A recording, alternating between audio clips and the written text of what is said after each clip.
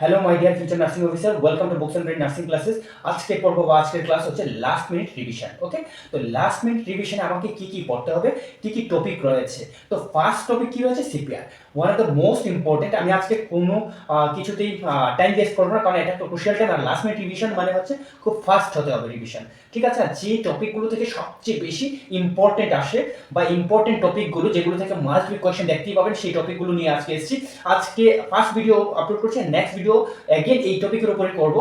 আজকে প্রায় 15-20খানা টপিক নিয়েছি, এগেন নেক্সট ডেতে 15-20খানা টপিক নিয়ে আসবে, যেগুলো আপকামিং কিসে ডাব্লিউবিএইচআরপির এক্সামের পেপারে দেখতে পাবেন, ঠিক আছে? তো ফার্স্ট হচ্ছে সিপিআর। সিপিআর যখনই আসে তখন আমাদের কাছে কি আসবে? এসিএলএস, বিএলএস, নার্ভস অ্যান্ড পালস। এসিএলএস হচ্ছে কি?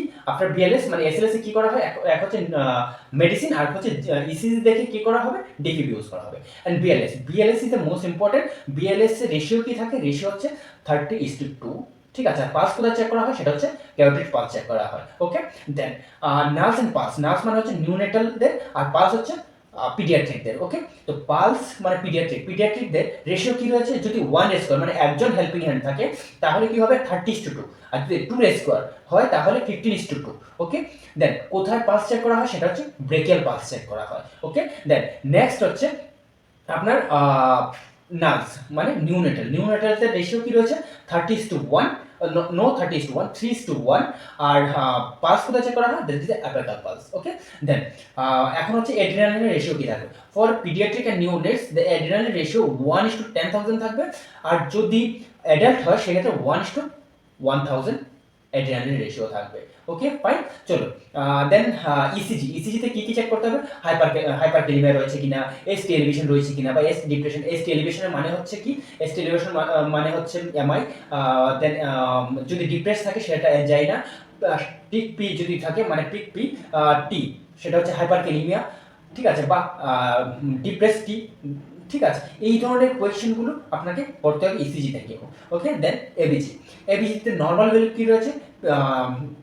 পটাশিয়াম হচ্ছে 3.5 থেকে 5.1, সোডিয়াম 135 থেকে 45, দেন হচ্ছে oxygen 80 to 100, then pH 7.35 to 7.45, then হচ্ছে আপনার HCO3 22 থেকে 26 বা 27 পর্যন্ত নর্মাল ধরা হয়, দেন কার্বন ডাইঅক্সাইড 35 থেকে 45। ওকে, দেন যদি এখন তার ক্ষেত্রে চারটে অপশন থাকে, সেটা হচ্ছে metabolic acidosis, metabolic alkalosis, respiratory acidosis, respiratory alkalosis. যখন রেসপিরেটরি আসবে রিলেট টু কার্বন ডাইঅক্সাইড মনে রাখবেন, এক্সট্রাভাসেশন আর হচ্ছে ইনফিল্ট্রেশন আর বোথ সেম।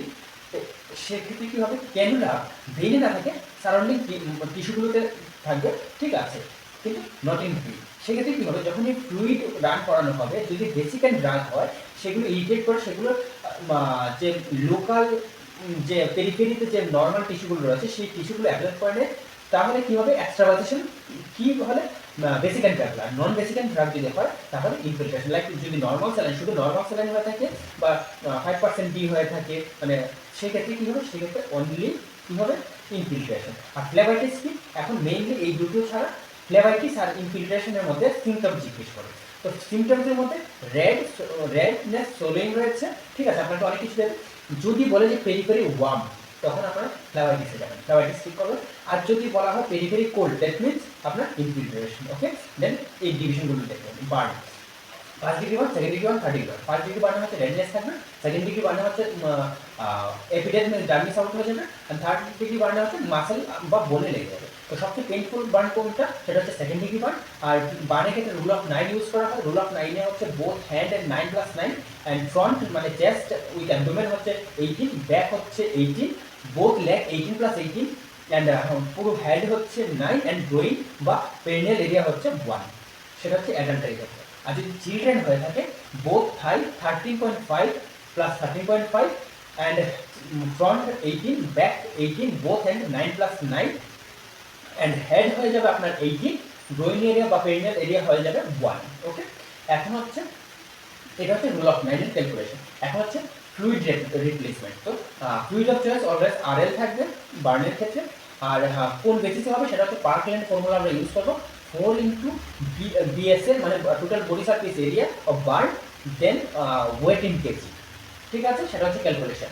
আর যতটুকু ফ্লুইড আসবে তার হাফ ফ্লুইড, সাপোজ ক্যালকুলেশন আমার 4000 ml ফ্লুইড রিপ্লেসমেন্ট করতে হবে। সেই ক্ষেত্রে 2000 ফ্লুইড ফার্স্ট 8 আওয়ার্সে ইনফিউজ করতে হবে অ্যান্ড রিমেনিং 16 আওয়ার্সে রিমেনিং 2 লিটার মানে 2000 ml ইনফিউজ করতে হবে বা অ্যাডমিনিস্ট্রেট করতে হবে। দেন হচ্ছে হেডকোয়ার্টার। হেডকোয়ার্টার আপনাদের কী কী রাখতে হবে? হেডকোয়ার্টারে লাইক ইউনিসেফ বা WHO, ইউনিসেফের হেডকোয়ার্টার নিউ ইয়র্ক সিটিতে রয়েছে। কবে এস্টাবলিশ হয়েছিল? সেটা 1946-এ এস্টাবলিশ হয়েছিল। দেন হচ্ছে আপনার WHO, ওয়ার্ল্ড হেলথ অর্গানাইজেশন, সেটা কবে হয়েছিল? সেটা হচ্ছে আপনার কোথায় হেডকোয়ার্টার? সেটা হচ্ছে জেনেভা, নিউ দিল্লি। নিউ দিল্লি হচ্ছে ফর ইন্ডিয়া WHO হেডকোয়ার্টার, আর অল ওভার ওয়ার্ল্ডে সেটা হচ্ছে সুইজারল্যান্ড, জেনেভা। ঠিক আছে। দেন আইসিডিএস এর কোথায় রয়েছে হেডকোয়ার্টার? নিউ দিল্লিতে। সিডিসির ফুল ফর্ম রয়েছে centre for disease control and prevention, তার হেডকোয়ার্টার কোথায় রয়েছে? সেটা হচ্ছে আটলান্টা। ওকে। দেন হচ্ছে আপনার ইউনেস্কো কোথায় রয়েছে? ফ্রান্স রয়েছে। দেন হচ্ছে আইসিএম মানে হচ্ছে ইন্টারন্যাশনাল কাউন্সিল অফ নার্সিং, সেটা হচ্ছে জেনেভা, সুইজারল্যান্ড হেডকোয়ার্টার রয়েছে। কবে এস্টাবলিশ হয়েছিল? 1899-এ এস্টাবলিশ হয়েছিল। And INC, Indian nursing council কবে হয়েছিল? ইন্ডিয়ান নার্সিং কাউন্সিল 1948-এ হয়েছিল। আর হেডকোয়ার্টার কোথায় রয়েছে? সেটা হচ্ছে নিউ দিল্লি রয়েছে। Okay. Then ICRC, international committee of red cross society, সেটা হচ্ছে 1863-তে কি হয়েছিল? এস্টাবলিশ হয়েছিল। তার হেডকোয়ার্টার জেনেভা, নিউ দিল্লি। তো এই ধরনের হেডকোয়ার্টারগুলো আসতে পারে। দেন হচ্ছে আপনার ইয়ার মানে হচ্ছে কি কোন ইয়ারে কি ল এসছে বা কি পাস আউট হয়েছে। লাইক হচ্ছে আপনার DOT therapy, direct observation treatment and shortcut course, সেটা কবে এসেছিল? সেটা হচ্ছে 1997-এ এসেছিল। দেন হচ্ছে NTP like national tuberculosis programme launch in India 1962-তে হয়েছিল।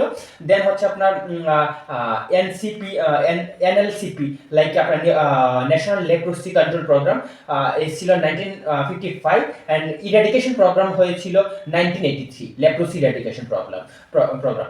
দেন এমডিআই মোডারেট, দেন হচ্ছে কি আপনার মিটার ডোজ ইনহেলার। দেন হচ্ছে এমডিটি মাল্টি ড্রাগ থেরাপি এসেছিল 1982-তে। লাইক তারপর হচ্ছে আপনার এনএনপি ফুল ফর্ম হচ্ছে ন্যাশনাল নিউট্রিশন পলিসি, সেটা এসেছিল 1993-তে। দেন হচ্ছে আপনার NMEP লাইক আপনার ন্যাশনাল কি বলুন তো, ন্যাশনাল ম্যালেরিয়া ইরাডিকেশন প্রোগ্রাম এসেছিল 1958। এই ধরনের কোয়েশনগুলো RTI like right to information এসেছিল 2005-এ। দেন হচ্ছে NRHM এসেছিল 2005-এ। দেন হচ্ছে আপনার প্রিভেনশন অফ ফুড অ্যাডাল্ট্রেশন, সেটা হচ্ছে 1954-এ এসেছিল। এই যে এইডস কন্ট্রোল প্রোগ্রাম কবে এসেছিল, টিভি কন্ট্রোল প্রোগ্রাম কবে এসেছিল, এই ইয়ারগুলো আপনাদেরকে একবার একটু দেখে যেতে হবে। ওকে। তাহলে চলুন নেক্সট কোয়েশ্চেন আমরা যাচ্ছি। সেটা হচ্ছে ডেট, লাইক মাদার্স ডে কবে হয়েছে বা আপনার ওমেন্স ডে কবে আছে, এই জিনিসগুলো আপনাদেরকে কী করতে হবে? একটু জানতে হবে। লাইক আপনার cancer day. Okay. Cancer day কবে রয়েছে? 4th ফেব্রুয়ারি এভরি ইয়ার্সে হয় cancer day. Okay fine. Then WHO day 7th April হয়। দেন হচ্ছে ওমেন্স ডে 8 মার্চ হয়। লাইক আপনার হার্ট ডে 29th সেপ্টেম্বর হয়। এইডস ডে 1st ডিসেম্বর হয়। নার্সেস ডে 12th মে হয়। এই ধরনের কি ডেটগুলো একটুখানি আপনাদেরকে দেখে যাবে। নেক্সট কোয়েশ্চেন হচ্ছে আপনার টেস্ট, কি টেস্ট হয়? লাইক আপনার টেস্টগুলোর নাম বা ডায়াগনস্টিক টেস্ট যেটা বলা হয়, যেমন সেই টেস্ট হয় ডিপথেরিয়ার জন্য। দেন হচ্ছে ক্যালোরি টেস্ট করা হয় ভার্টিগুলো কক্লিয়ারের জন্য।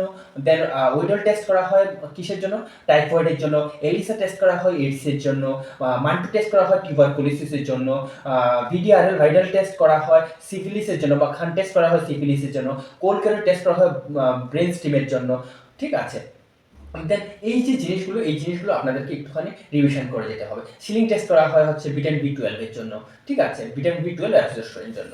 দেন হচ্ছে আপনার নর্মাল ভ্যালু লাইক অনেক কিছুই নর্মাল ভ্যালু হতে পারে।